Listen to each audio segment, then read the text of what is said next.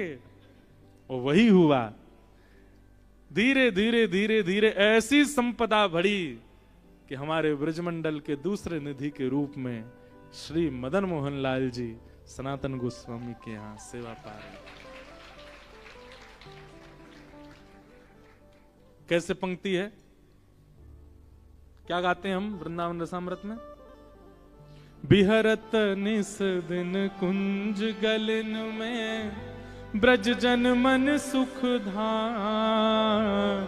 बिहरत निस दिन कुंज गलिन में ब्रज जन मन सुख धाम। हे मदन मोहन को रूप निरख के, मदन मोहन को रूप ने रख के, हे सनातन बलि बलि जाए।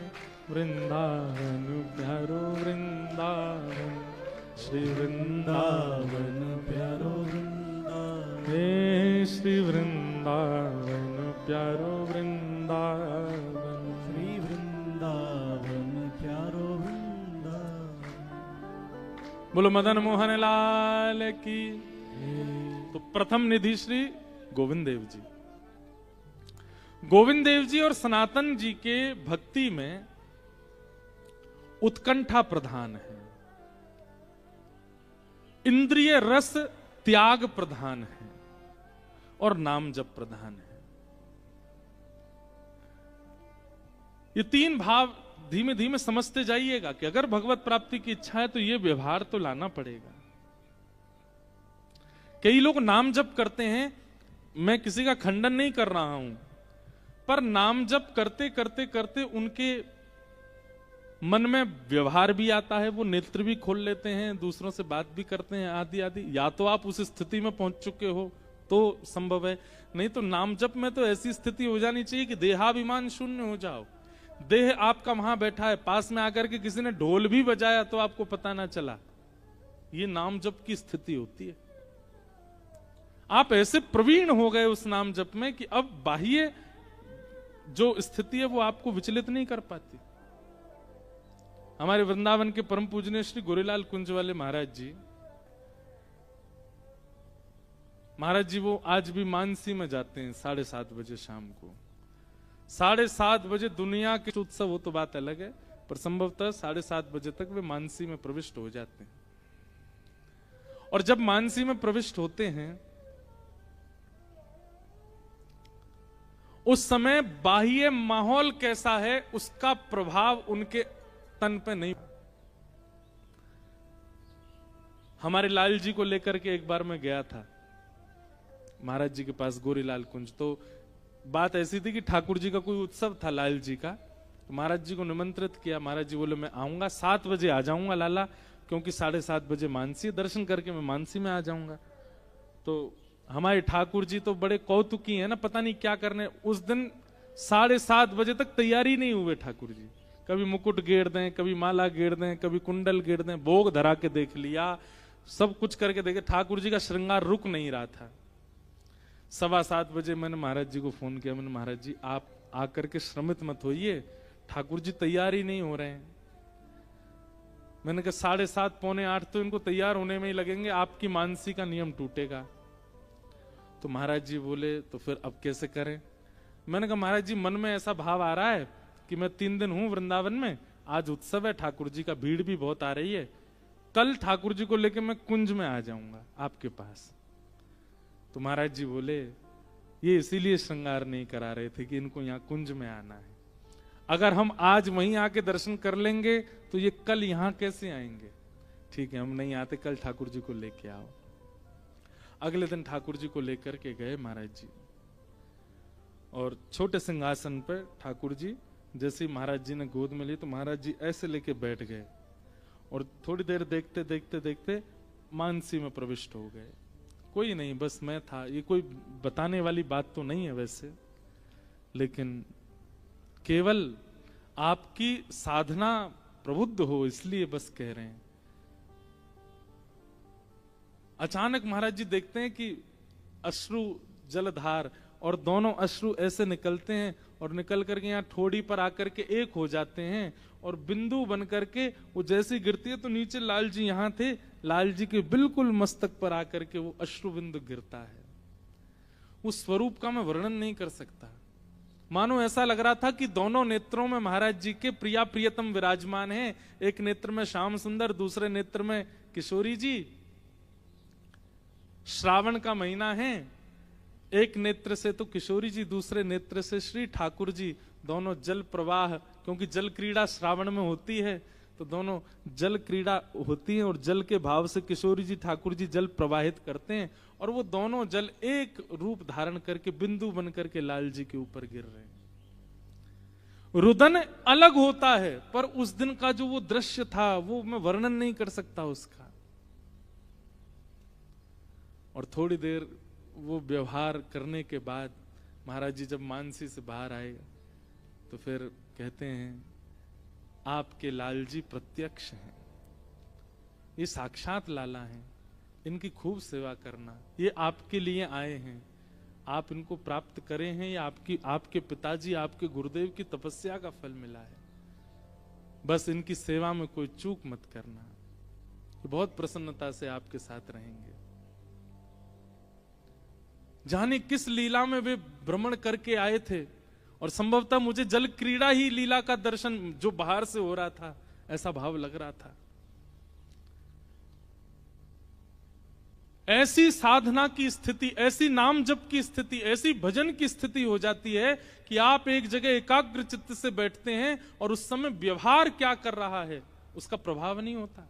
पूज्य श्री मलुकपीठ वाले महाराज जी बता रहे थे कि महाराज जी एक बार सफर में थे और बीच रास्ते में मानसी का समय हो गया तो 7:30 बजे ही अपने आसन पर बैठ गए। गाड़ी चल रही है और चलते चलते महाराज जी आसन पर मानसी में प्रविष्ट हो गए।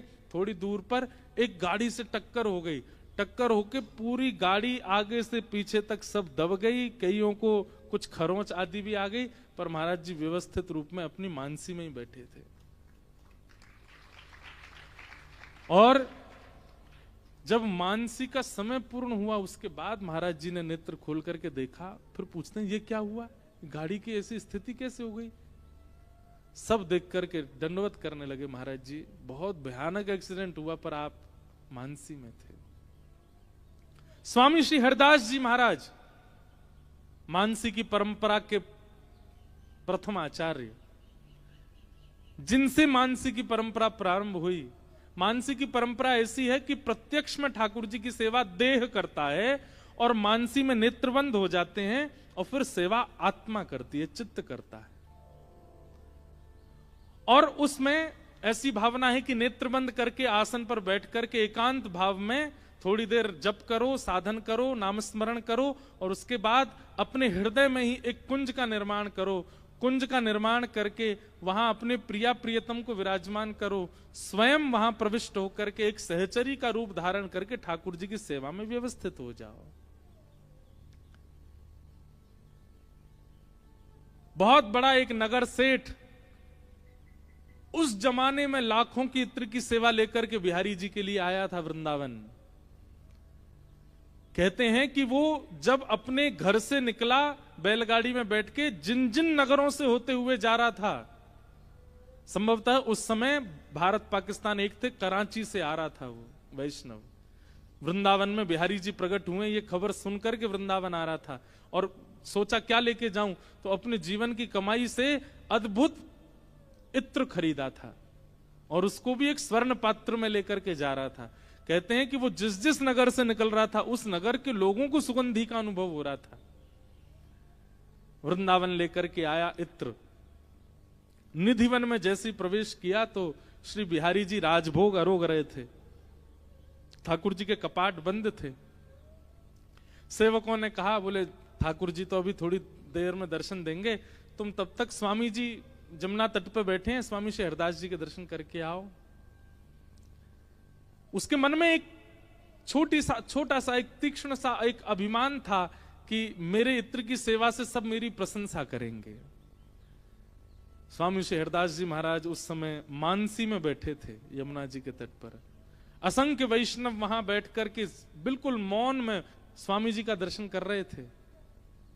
और तभी वो इत्र लेकर के आया। वैष्णव सबसे आगे आकर के बैठ गया और अपने इत्र का पात्र स्वामी जी के समीप खिसका दिया कि इसकी सुगंधी जब इनको आएगी तो शायद ये नेत्र खोल करके पूछेंगे इतना सुंदर इत्र कौन लेकर के आया। लेकिन थोड़ी देर में ही पता नहीं क्या होता है, स्वामी जी महाराज अपने मानसी में बैठे बैठे ही विचलित से हुए और इधर उधर हाथ करने लगे, ढूंढ रहे हों मानो जैसे कुछ। तभी पात्र हाथ में आया और उस इत्र से भरे हुए स्वर्ण पात्र को उठा करके यमुना जी में फेंक दिया। वो व्यक्ति देखता रह गया, बोले ये क्या किया, इतना महंगा पात्र, इतना महंगा इत्र इतनी दूर से मैं लेकर के आया। महाराज जी ने, स्वामी जी ने बिना पूछे, बिना ठाकुर जी को निवेदित किए जमुना जी में प्रवाहित, बर्बाद कर दिया उसको। थोड़ी देर बाद स्वामी जी के नेत्र खुले, मचल रहा था वो व्यक्ति बैठा बैठा। स्वामी जी ने अपने करुण नेत्रों से उसको देखा और देख करके कहा, तुमने बिहारी जी के दर्शन किए? नहीं स्वामी जी, अभी ठाकुर जी का राजभोग हो रहा था। बोले अब दर्शन हो रहे हैं, जाओ जल्दी जाके दर्शन करो, दर्शन करके फिर आना हमारे पास।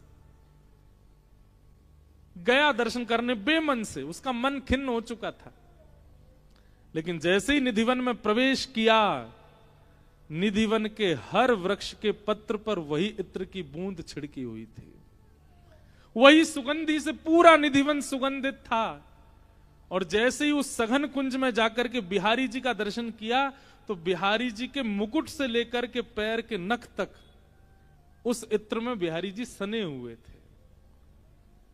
मन में विचार करने लगा, ये इत्र तो मैंने स्वामी जी के पास रखा था, उन्होंने जमुना जी में फेंक दिया था, तो पूरी कुंज उस इत्र से सुगंधित कैसे हो गई। दौड़ करके गया, स्वामी जी के चरणों में प्रणाम करके बोला, महाराज जी मुझे ये भेद समझ नहीं आया, आपने इत्र यमुना जी में फेंका था, फिर वो इत्र बिहारी जी तक कैसे पहुंचा? स्वामी जी कहते हैं, आज मानसी में होरी है रही और प्रिया जी अपनी सब सखीन के साथ और वहां से श्याम सुंदर अपने सब सखान के साथ रंग खेल रहे। अब स्वामी जी तो प्रिया जी के पक्ष की सहचरी हैं, ललिता जी हैं। स्वामी जी, श्री हरदास जी ललिता जी के अवतार हैं और ललिता जी तो किशोरी जी के पक्ष में रहती हैं। तो ठाकुर जी ने ऐसी पिचकारी मारी, ऐसा रंग डारो किशोरी जी पे कि किशोरी जी थोड़ी सी रिसिया गई और रिसिया करके बोली, अरे ललिता, बोले हाँ, कछु ऐसा लेके आ कि ये कारे को और कारो कर दूं मैं, ये दिखे ही नहीं, या को आज मजो चकाऊंगी। अरे अगर यशोदा मैया भी आए पहचान वे तो इनकार कर दे तो मानूंगी कि आज हमने होरी खेली है, ऐसा कछु लेके आ। तब ललिता जी ढूंढने के लिए निकली, कहां कुछ मिल जाए, और यहां मानसी रूप में ललिता हैं और बाह्य रूप में स्वामी श्री हरदास जी हैं। तभी तेरे द्वारा प्रस्तुत कियो गयो इत्र मेरे हाथ पड़ गयो, मैंने जाके किशोरी जी को दियो, किशोरी जी ने श्याम सुंदर पर उड़ेल दियो और मुकुट से लेकर के चरणन तक पूरे श्याम सुंदर इत्र में नहाए गए। और वही दर्शन श्री बिहारी जी में तू करके आए हो।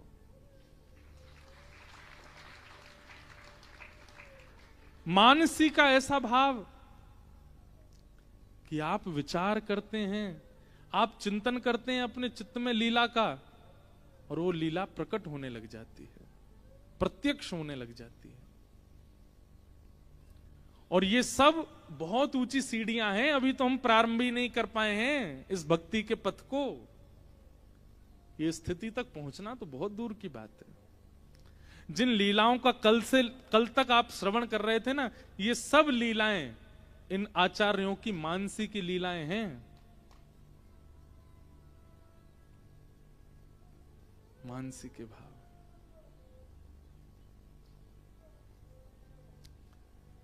सनातन गोस्वामी को मदन मोहन जी प्राप्त हुए, तीसरे ठाकुर गोपीनाथ, और ये प्राप्त हुए श्री मधु पंडित जी को। इनको भी पता चला कि वृंदावन में ठाकुर जी रहते हैं। ये बात सुनते ही वृंदावन दौड़े, इतना विश्वास कि वृंदावन में ठाकुर जी रहते हैं। आज हम भी कह रहे हैं वृंदावन में ठाकुर जी रहते हैं, लेकिन आप लोग फिर भी अभी दौड़ के तो चले नहीं जाओगे वृंदावन। पर एक प्रवचन में सुन भर लिया था कि वृंदावन में ठाकुर जी रहते हैं, उसी समय घर भी नहीं गए प्रवचन से, सीधे वृंदावन चले गए। व्यास जी मंच से कह रहे थे कि वृंदावन में ठाकुर जी रहते हैं, और वृंदावन में गए, गोपी ग्वाल सब ही और धारे, प्यारो गोपीनाथ, गोपी ग्वाल सब ही और धारे, प्यारो गोपी। वृंदावन में चले गए। कभी किसी से सुनते हैं कहाँ रहते श्याम सुंदर, बोले यमुना तट पर रहते हैं, तो महीनों यमुना तट पर निकाल दिए। किसी ने कही नहीं गिरिराज जी में रहते हैं, तो महीनों गिरिराज जी में निकाल दिए। किसी ने कहा वो तो संतों के यहाँ रहते हैं, तो संतों की पंगत में ही बैठे रहते, कुछ खाते पीते नहीं, ढूंढते रहते श्याम सुंदर कहाँ है। किसी ने कहा निकुंज वन में रहते हैं, तो सघन वन में घूमने लगे। जब महीनों तक ठाकुर जी नहीं मिले तो अपने प्राण त्यागने की भावना से यमुना तट पर जाकर के बैठ गए। बोले आप नहीं मिलोगे ना मुझे, मैं त्याग दूंगा अपने प्राण।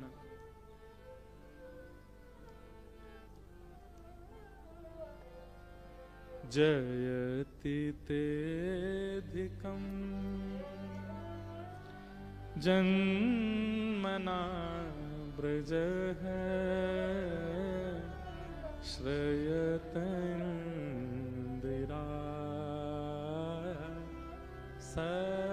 सस्वदत्रि। पूर्णिमा को हमने कहा था कि हम गोपी गीत से कथा का प्रारंभ करेंगे। बाद में मेरे मन में गोपी गीत पता नहीं क्यों मैं गा ही नहीं पाया उस दिन। आज जब गोपीनाथ प्रकट हुए तो गोपी गीत याद आया है। पंक्तियां तो बहुत हैं, लेकिन गोदावरी जी बह रही हैं। आज विश्राम दिवस है, आचार्य जन सब बैठे हैं, महाराज जी बैठे हैं। आओ गोपी गीत का पाठ कर लेते हैं। जयति तेधिकं जन्मना ब्रज है, श्रयतंदिरा सस्वदत्रि। क्योंकि मधु पंडित की जो स्थिति है वो गोपियों जैसी है, इसीलिए गोपीनाथ प्राप्त हुए। वो प्राण त्यागने के लिए बैठे हैं। यमुना जी में बाढ़ आई है और एक ऐसे टीले पर जाकर के बैठ गए जो टीला धीरे धीरे खिसक रहा की ओर, और कह रहे हैं श्याम सुंदर आप मुझे नहीं मिलेंगे ना, मैं प्राण त्याग दूंगा अपने। मैंने वन में ढूंढा, मैंने जगह जगह ढूंढा, लेकिन आप मुझे प्राप्त नहीं हुए। अब मैं जीवित नहीं रहूंगा।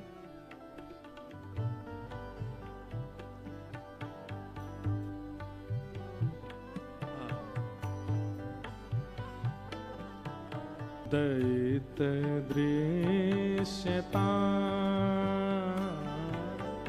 दीक्षुतावक स्त्वयि धृता सव स्वाम विचिन्। सब लोग अपने फोन में खोल लीजिए, गाइए। शरदुदाशये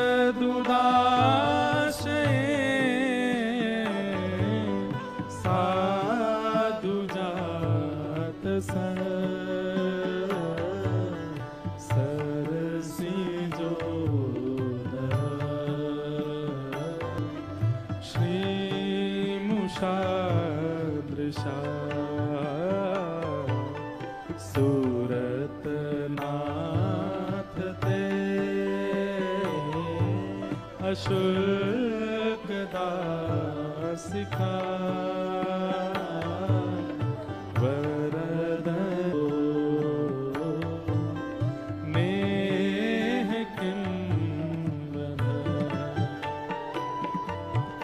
विष जलाप्यया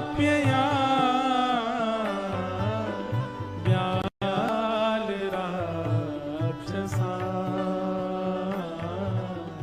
वर्षमारुता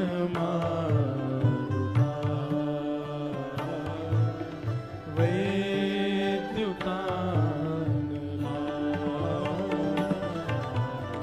वृषमयात्मजा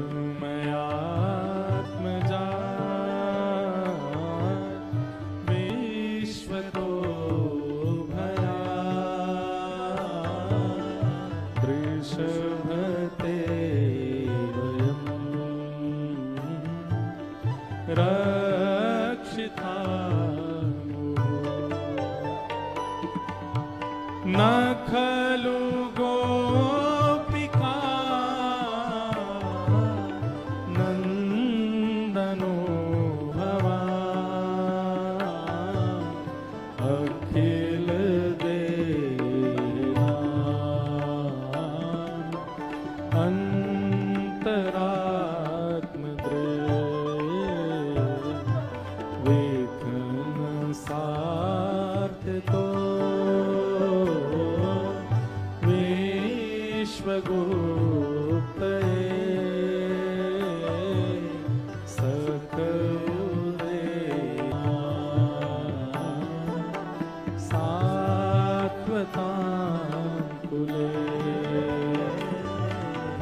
विरचिता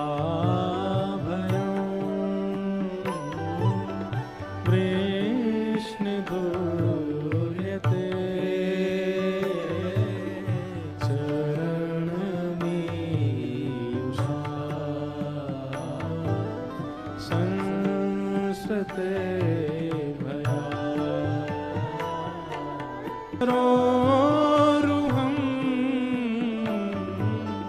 कांत कामदं सिरसिदे। गोपियां कह रही हैं केवल हमको आपके हस्त कमल का स्पर्श अपने शीश पर चाहिए और कुछ नहीं चाहिए नाथ। अरे रोते हुओं को देख करके किसको दया नहीं आती, आपको हम पर दया नहीं आ रही है नाथ।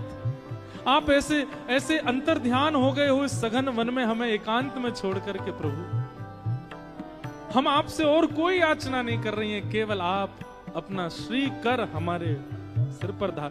जैसे लक्ष्मी आपके चरण दबाती हैं कि आप एक बार अपना हस्त कमल उनके शीश पर धर दीजिए, वैसे ही हम दासियां आपकी सेवा कर रही हैं कि आप केवल एक बार अपना हस्त कमल हमारे शीश पर धर दो और हमें कुछ नहीं चाहिए।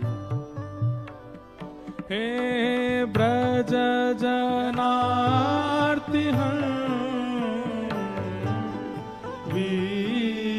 वीरयोषिता निज जन स्मय ध्वंसन स्मिता भज सखे भवा करिश्मनो जलरुणादनो चारुदर्शय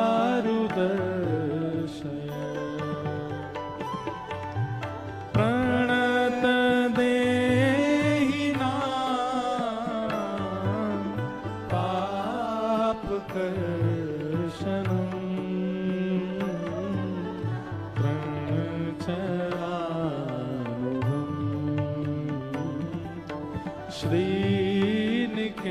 श्रीनिकेतनम्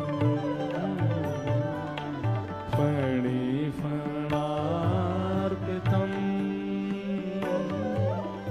ते पदाम्बुजं प्रणुकुचे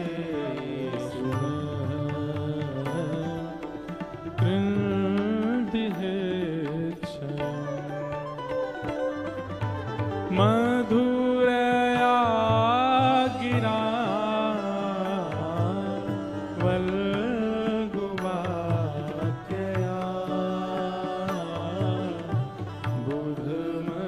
बुधमनोज्ञया पुष्करेक्षणा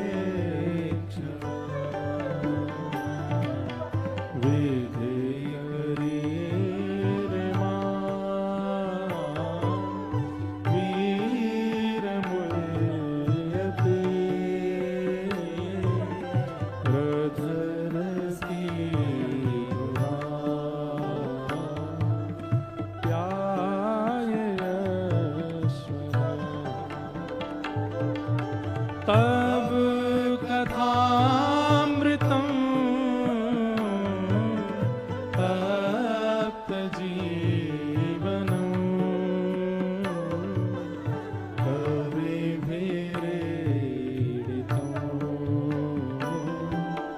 कल्मषापहं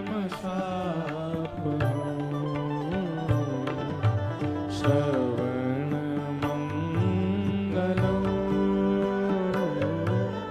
श्रीमदाततं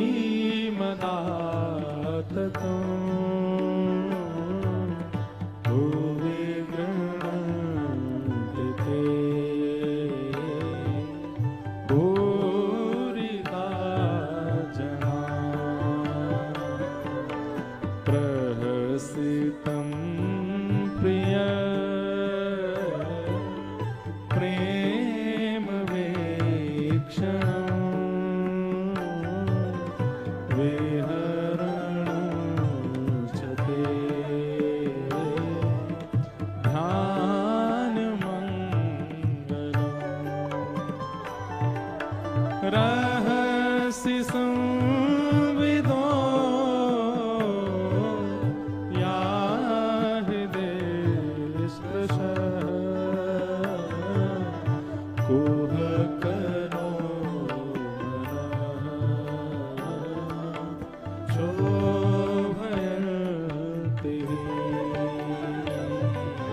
चलसिय प्रजा चारयन पशु नलिन सुंदर नाथ ते पद्म शील तृणांकुरै शीदतीतना कलिलताम्बरा कांत गच्छति दिन परीक्षये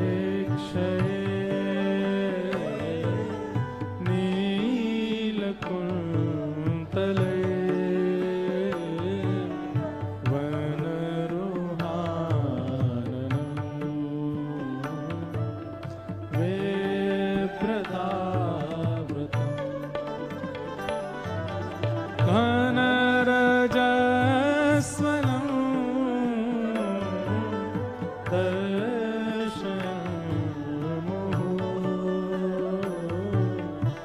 मनसि न स्मरन् वीरयच्छसि प्रणतकामदं पद्मजार्चितं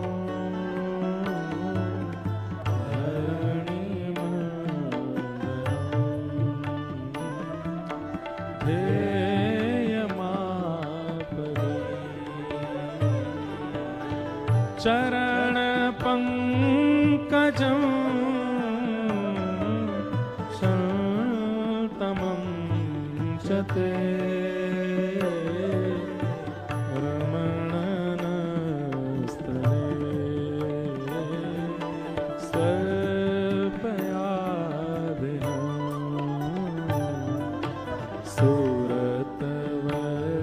सुरतवर्धनं शोकनाशनो स्वरितवेणुना सुष्ठुचुम्बितम् इतररागवी स्मारणं नृणा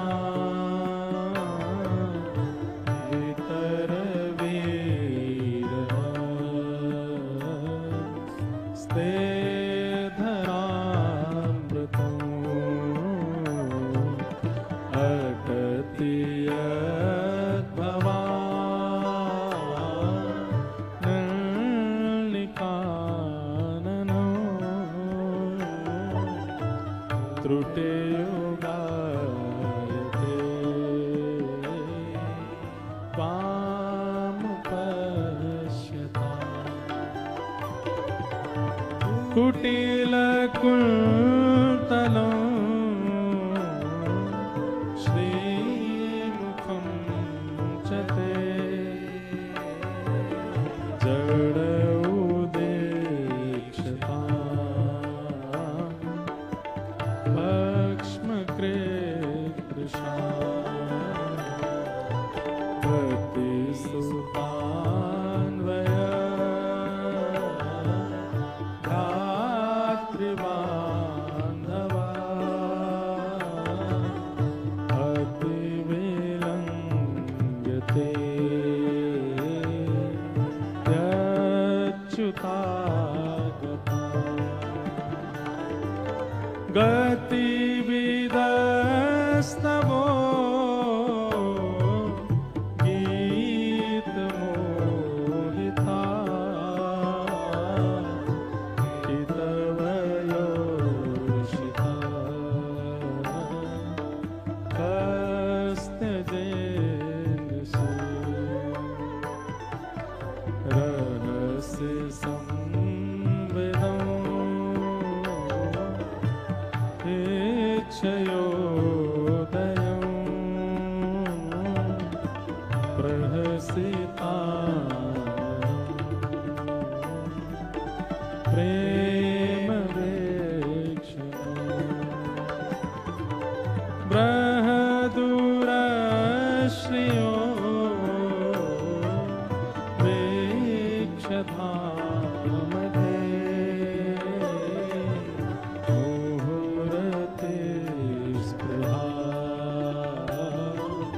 मुह्यते मना ब्रज मनोकशा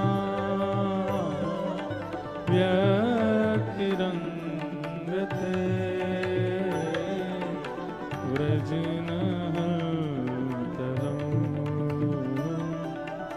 विश्वमंगलम् त्यज मनाक च स्पृहात्मना स्वजन हे ध्वजा यन्निसोदनम्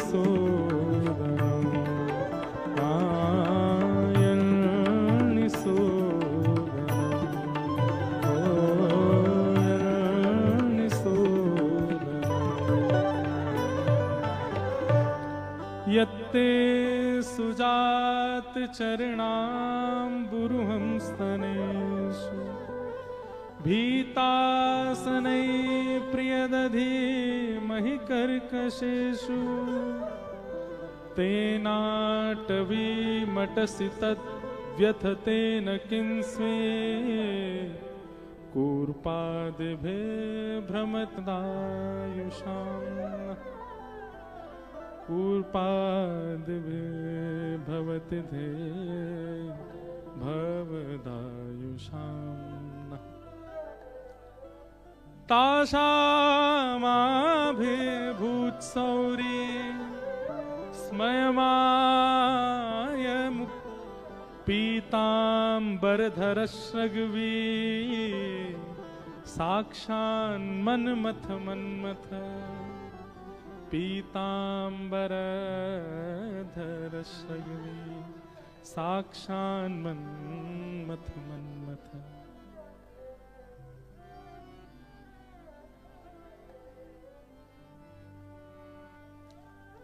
जिस प्रकार गोप विरह आतुर होकर के यमुना जी के तट पर गा रही हैं, वैसे ही रूप, वैसे ही मधु पंडित हे सुन राधिका दुलारी तेरे द्वार का भिखारी हूँ मैं शाम का पुजारी पीड़ा है हमारी हमें श्याम मिला हमें श्याम ना मिला अटति अद्भवान् नन्निकानन त्रुटियुगायते त्वाम पश्यता। हे श्याम सुंदर, जब आप गौचारण करने के लिए जाते हैं ना, उस समय आपके गौचारण रूप को जब हमारे नेत्र देखते हैं और उस समय यदि एक क्षण के लिए हमारे पलक झपक जाते हैं तो एक क्षण के लिए झपके हुए पलक ऐसे लगते हैं मानो 3 युग बीत गए हों। जड़ उदीक्षता, अरे विधाता तू जड़ है क्या? तूने पलक क्यों बनाई? तू जानता नहीं था कि श्याम सुंदर हमारे सामने आएंगे? गोपियों का प्रेम देखिए। हमारे यहां तो 1 दिन 2 दिन 4 दिन वर्ष 2 वर्ष 5 वर्ष का विरह हमसे सहन नहीं होता होगा, पर गोपियों को तो इतना विरह भी सहन नहीं होता कि श्याम सुंदर सामने खड़े और पलक झपक जाए। व्याकुल मूर्छित होकर गिर पड़ती हैं गोपियां। गोपियों का प्रेम अद्भुत है, उसका बखान करना भी एक प्रकार से हम बस प्रयास मात्र करते हैं, कर नहीं सकते। आप भी प्रयास मात्र करते हो सुनने समझने का, समझ नहीं सकते। व्याकुल हृदय से जब पुकारा है मधु पंडित ने, तो जिस प्रकार गोपियों की विरह वेदना थी, वैसे ही विरह वेदना जब मधु पंडित के चित्त में प्रकट हुई तो एक मधुर स्वर सुनाई दिया, अरे मधु तू कहां कर रहा है? अरे इतकू देख, मैं यहीं ठाड़ा हूं तेरे काजे। ये करुण शब्द सुनकर के मधु पंडित के नेत्र सजल हो गए और जैसे जहां से स्वर आ रहा था मुड़ करके देखा त्रिभंग लली श्री गोपीनाथ साक्षात वहां खड़े हुए हैं।